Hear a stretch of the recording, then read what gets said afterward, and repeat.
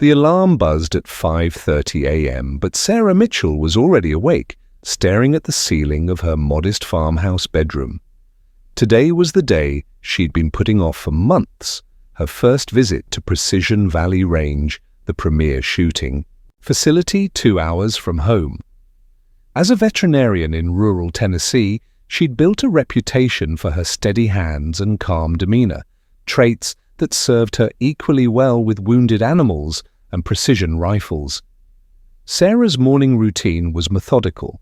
Black coffee, check the weather, inspect her grandfather's rifle. The 1970s Remington 700 didn't look like much. Worn wooden stock, simple scope. But it had been meticulously maintained and upgraded over 5 generations of Mitchell marksmen.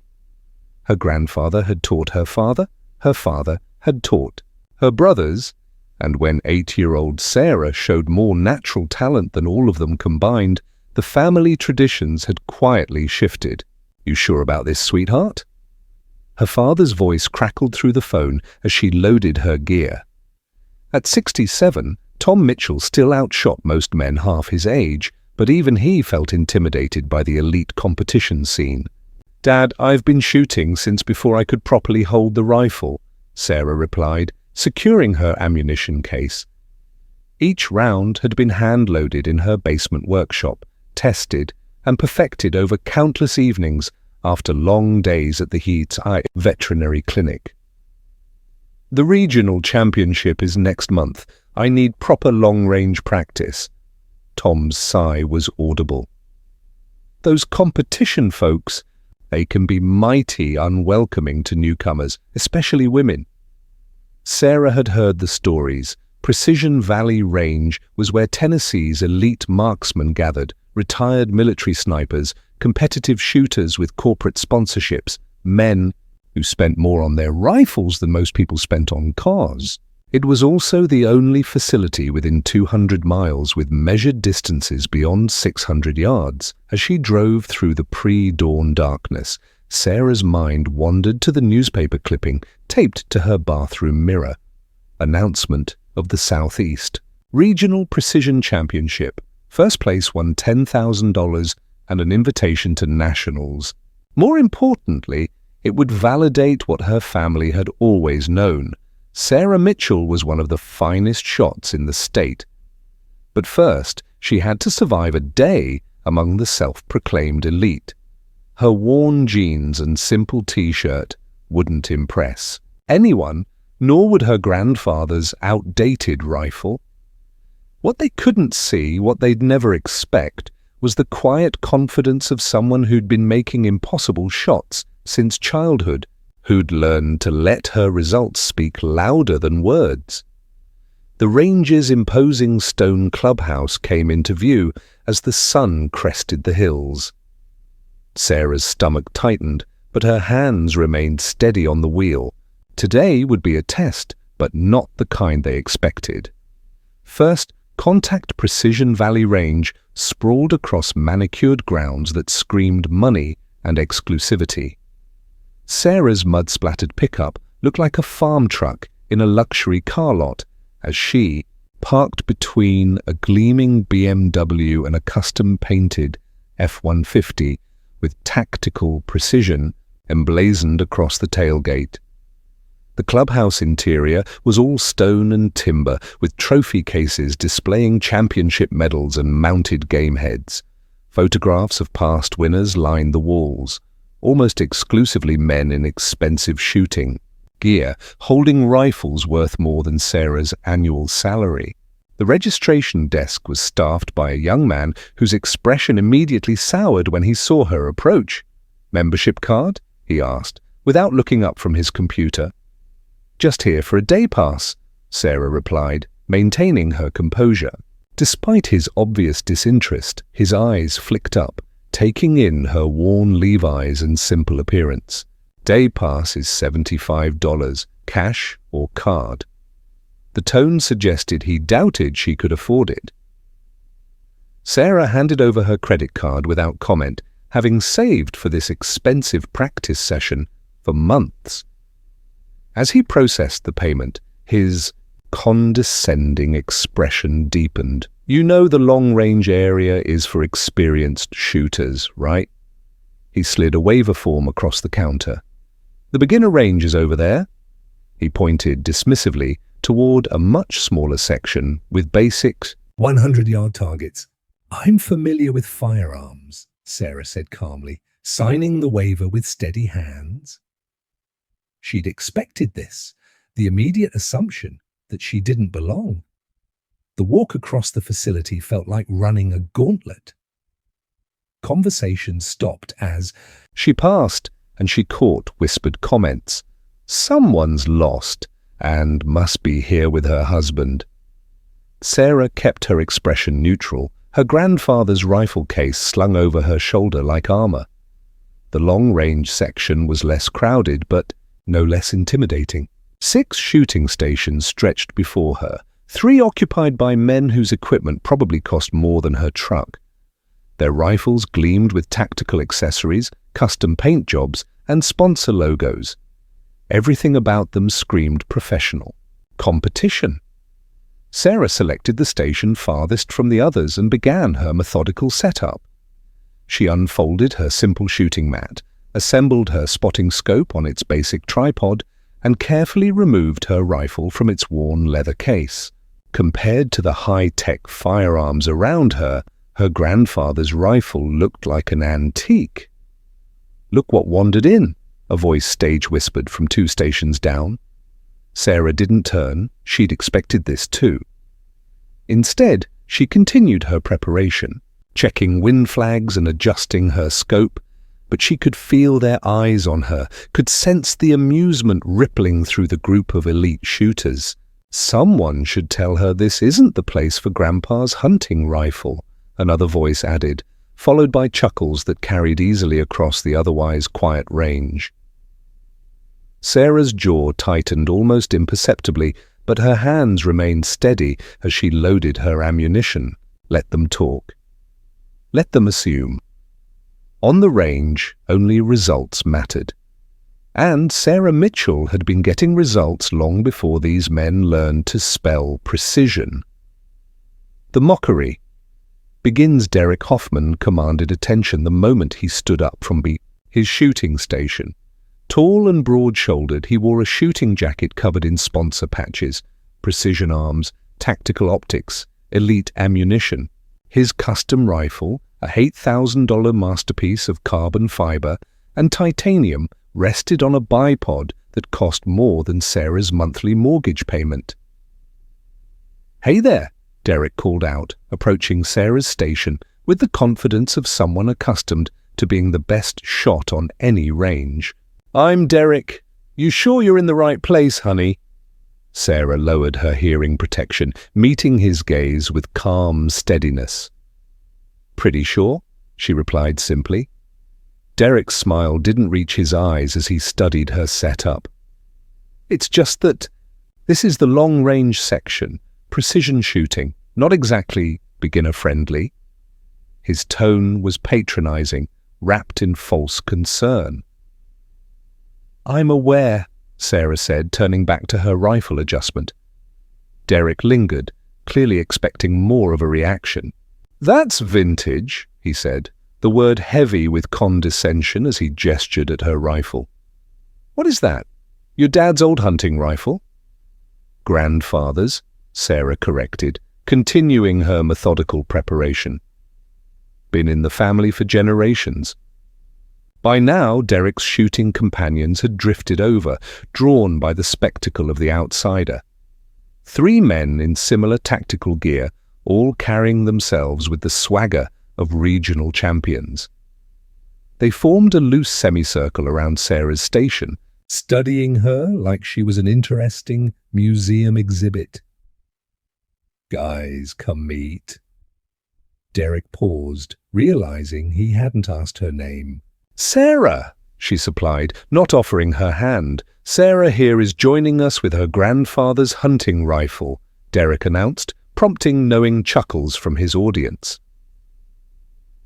Mike Peterson, a younger man with a meticulously trimmed beard and eyes, hidden behind expensive shooting glasses, shook his head in mock sympathy.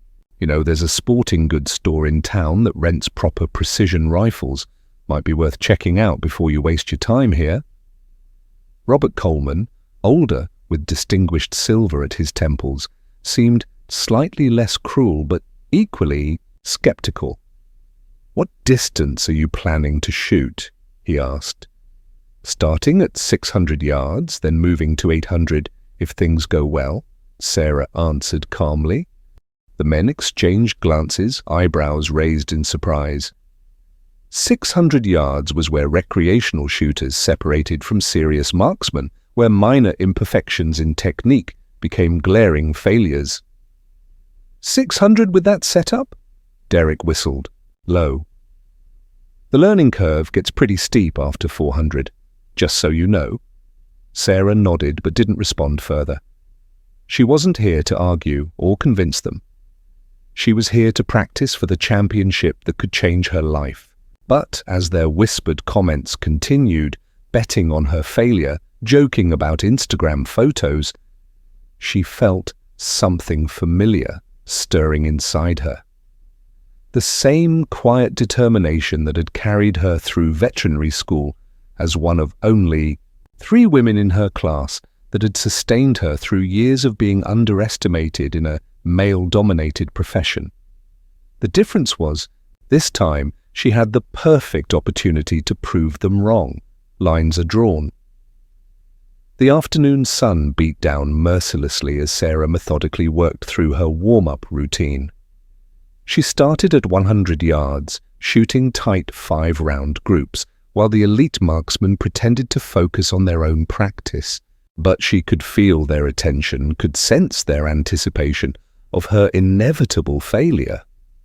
Derek had positioned himself at the station directly adjacent to hers, close enough to offer running commentary on her technique. His friends rotated. Between their own shooting and watching the show, clearly more entertained by Sarah's presence than their expensive equipment. "Not bad for 100, Derek commented with forced casualness as Sarah moved to 300 yards. But distance shooting is a different animal altogether. Wind becomes a serious factor. Bullet drop is significant, not something you can just jump into. Sarah looked up from her calculations, her patience wearing thin. "Thank you for your concern." Derek's smile tightened. "Just trying to save you some frustration, that's all." As Sarah prepared for her 600-yard shots, the mockery became more brazen. Mike pulled out his phone, clearly intending to record what he expected to be a humiliating failure. "This should be good," he announced to his companions. "Maybe we should give her some pointers before she embarrasses herself," Derek suggested loudly, prompting laughter from the group. Robert, who had seemed the most reasonable of the bunch, joined in the cruel entertainment. "I bet she doesn't even know how to adjust for windage," he said, not bothering to lower his voice. Sarah's jaw tightened almost imperceptibly.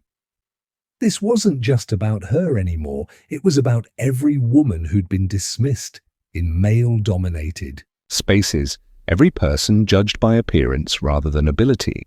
She thought of her grandfather's words. A good shot isn't about strength, it's about patience, breathing, and knowing exactly who you are when you squeeze that trigger. Derek approached her firing position again, standing close enough to cast a shadow across her scope. "Look, no offense, but that antique you're shooting isn't designed for this kind of precision work," he said, gesturing dismissively at her rifle. "The barrel harmonics alone would make consistent grouping impossible at 600 yards, not to mention the outdated trigger assembly." Sarah finally looked up at him, her green eyes steady and calm. "Would you mind stepping back? You're blocking my light." Derek's confident smile faltered slightly, but he didn't move. "I'm just saying, maybe you should start with something more realistic. 600 yards is where the real shooters separate. From the hobbyists." "Didn't you hear her, Derek?" called one of his friends.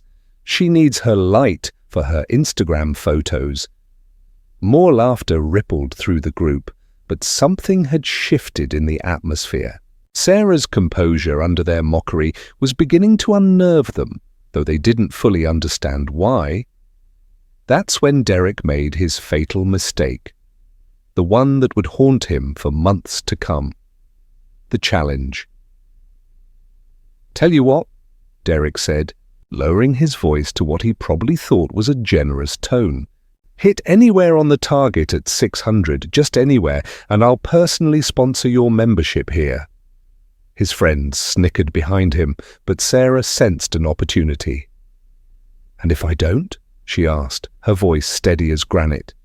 Derek's smile widened into something predatory. "Then you admit you're out of your league, pack up your grandfather's hunting rifle, and let the big boys get back to their practice." The challenge hung in the air between them like gun smoke. Sarah knew it was petty, knew she had nothing to prove to these arrogant men, but something deeper stirred inside her. The same Mitchell stubbornness that had carried her family through 5 generations, the quiet pride that refused to bow to unearned authority. "One shot," she said finally. Derek blinked, clearly expecting her to decline. "What?" "One shot at 600 yards, that's all I need." Derek's laughter echoed across the range, joined quickly by his companions. "One shot? Honey, even the best shooters don't make those kinds of claims." Sarah remained silent, waiting for his answer. The other shooters had gathered now, drawn by the spectacle. Word was spreading through the range that the newcomer with the antique rifle, was about to attempt something foolishly ambitious. "All right," Derek finally said, spreading his hands in mock magnanimity. "One shot it is, but not just anywhere on the target." He turned to his audience, playing to their expectations. "What do you think, guys?" "Center ring, or it doesn't count," suggested Mike, grinning at what he thought was cruelty. Robert pointed downrange to where an 8-inch steel gong hung at exactly 600 yards. "Hit that," he said. "Dead center." Derek's eyes lit up with malicious glee. "Perfect. Hit the gong. One shot." The bearded man stepped forward, unable to resist escalating the stakes. "And just to make it interesting, if you miss, you not only leave, you buy us all around at the clubhouse." Sarah hesitated for the first time. She hadn't planned on this becoming a public spectacle, a wager with stakes beyond her pride. She'd come here to practice, to prepare for the championship that could validate her family's faith in her abilities. For a moment, she considered simply packing up and leaving. There would be other ranges, other days to practice. Her father's warning echoed in her mind about these competition folks being unwelcoming. But then she thought of her grandfather, of the lessons he'd taught her about standing your ground, of her mother who'd faced similar prejudice as one of the few female hunters in their rural community decades ago, of all the times she'd stayed quiet, walked away, let comments slide because confrontation seemed pointless. Maybe this time it wasn't. "And if I hit it?" Sarah asked, her voice carrying new steel. Derek's smile was patronizing. "Name your price." She didn't want their money or their hollow apologies. What she wanted was something far more meaningful. "If I hit it," Sarah said, "carefully, you all spend an hour learning proper shooting fundamentals from me." The silence stretched for 3 heartbeats before the men burst into laughter again. "Deal!" Derek exclaimed, wiping tears of mirth from his eyes. "Oh man, this is too good." The shot heard. Round the range fell silent as Sarah settled into her final position. Even Derek and his friends had stopped their snickering, watching with anticipation for what they assumed would be an embarrassing failure. A small crowd had gathered. Other shooters, drawn by word of the unusual wager, range staff curious about the commotion. Sarah blocked them all out, focusing on the ritual that had sustained her for 27 years. She felt the familiar weight of the rifle against her shoulder, the worn stock that had been shaped by generations of Mitchell hands. This wasn't just a firearm, it was her heritage, her connection to a legacy of precision and patience. Through her scope, the 8-inch steel gong hung 600 yards downrange, a small circle of steel against the backdrop of Tennessee hills. Sarah ran through her mental calculations one final time. Temperature 72 degrees, humidity moderate, wind from the right, at approximately 3 tJudgeByLooks. She made minute adjustments to compensate for bullet drop and wind drift. Derek cleared his throat, impatiently. "Any time this century would be fine." Sarah didn't respond. Time seemed to slow as she exhaled halfway, held the remainder of her breath, and let the crosshairs settle precisely on her chosen point of impact. Her finger rested lightly against the trigger, applying pressure so gradually it was barely perceptible. In this moment, the world narrowed to its essential elements: her breathing, her heartbeat, the gentle pressure of her finger. Just as her grandfather had taught her, just as she'd practiced 10,000 times in fields and forests across Tennessee. The rifle's report cracked across the range like thunder. Before the echo had died away, a clear, resonant ping rang out from downrange, the unmistakable sound of lead striking steel dead center. For a moment no one moved, no one spoke. The clean, beautiful sound of a perfect hit had rendered even Derek speechless. Sarah calmly ejected the spent casing, set the rifle's safety, and sat up. She didn't smile, didn't gloat, didn't acknowledge the stunned faces around her. Instead, she reached for her worn notebook and methodically recorded the shot details: windage adjustment, elevation, temperature, humidity. Derek stood with his mouth open, his expensive sunglasses sliding down his nose. His friends wore similar expressions of disbelief, their confidence shattered by a single, impossible shot. Robert Coleman was the first to recover, raising his spotting scope to confirm what they'd all heard. "Center hit," he announced, unable to keep the amazement from his voice. "Dead center," Sarah began, methodically cleaning her rifle, preparing to pack up, when Derek finally found his voice. That could have been luck," he stammered. Sarah looked up at him with the same calm expression she'd worn all day. "Could have been," she agreed mildly. Then, without another word, she chambered a second round, settled back into position, and fired again. Another perfect ping echoed across the range, then a third shot, a fourth, a fifth. 5 shots, 5 perfect hits in less than 3 minutes. When she finally sat up again, the atmosphere had completely transformed. The mockery had evaporated, replaced by stunned respect and not a little fear. These men had just witnessed something that would haunt their assumptions for years to come. The teacher becomes the student. "Who are you?" Derek finally asked, his voice stripped of its earlier arrogance. Sarah began methodically packing her equipment, each movement deliberate and unhurried. "Just someone who learned to shoot before they learned to brag about it," she replied, her voice calm but carrying an edge that hadn't been there before. She stood and shouldered her rifle case, looking at the group of men who had spent the afternoon mocking her. "Now, about that lesson I promised to give you all." The internal struggle was visible on their faces: wounded pride, battling genuine curiosity about how this unassuming woman had just outshot them all with equipment they dismissed as obsolete. "Unless," Sarah added, "you're not men of your word." Robert Coleman was the first to step forward, extending his hand. "I'm in," he said firmly. "Robert Coleman." That was some of the finest shooting I've seen in 20 years at this range. Sarah shook his hand, nodding in acknowledgement. One by one, the others introduced themselves: Mike Peterson, James Wright, even the silver-haired range officer who'd been drawn over by the commotion.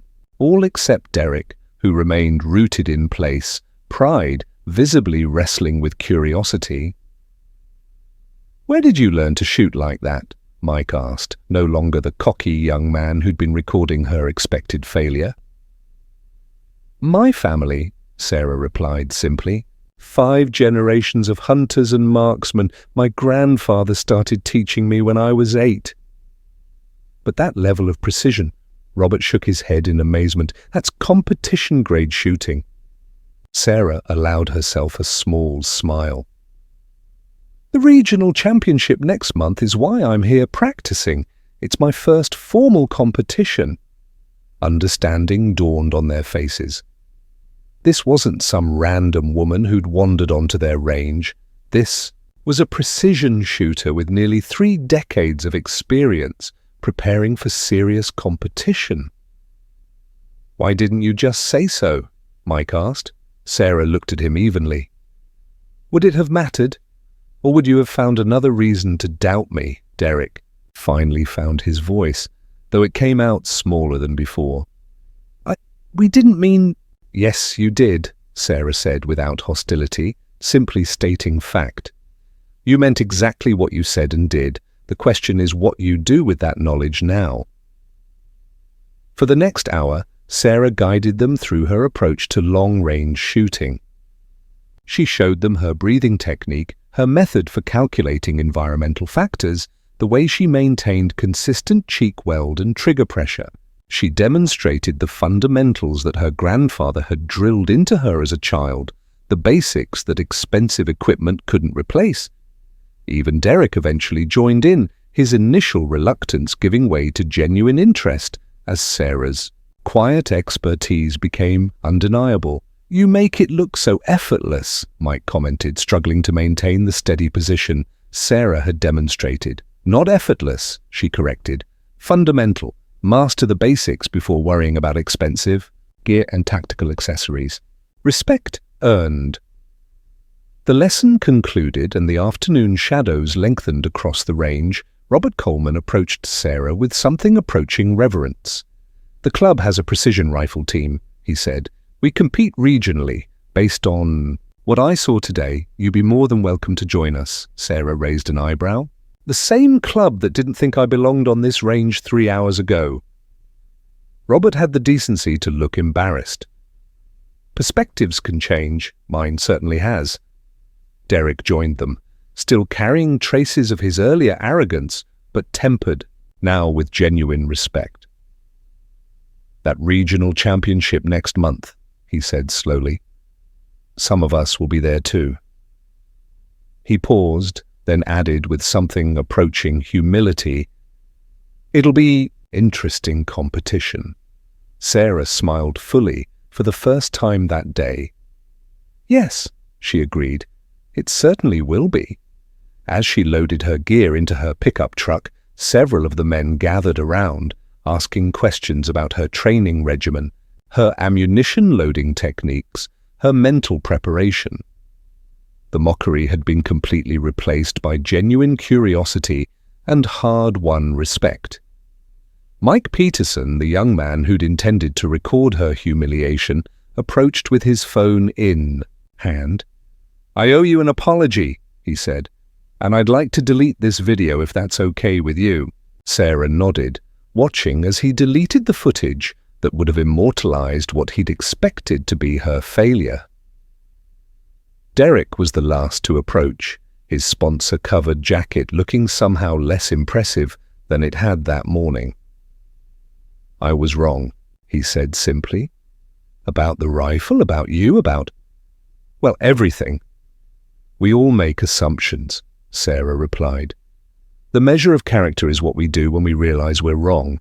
As Sarah drove home through the Tennessee hills, the setting sun painting the sky in brilliant oranges and reds, she felt a deep satisfaction that had nothing to do with proving others wrong and everything to do with standing firm in her own truth. She thought of her grandfather's words again. Knowing exactly who you are when you squeeze that trigger. Today, she had remembered exactly who she was, not just a shooter, but a Mitchell. Someone who let results speak louder than words, who understood that the most powerful statement is sometimes simply refusing to be defined by others' expectations. Her phone buzzed with a text from her brother. "How'd it go at the fancy range?" Sarah smiled, typing back as she pulled into her farmhouse driveway. "Made some new friends. They're very interested in learning proper shooting fundamentals." 3 weeks later, at the Southeast Regional Precision Championship, Sarah Mitchell would place second overall, missing first place by a single point in conditions so challenging that half the field couldn't even hit paper.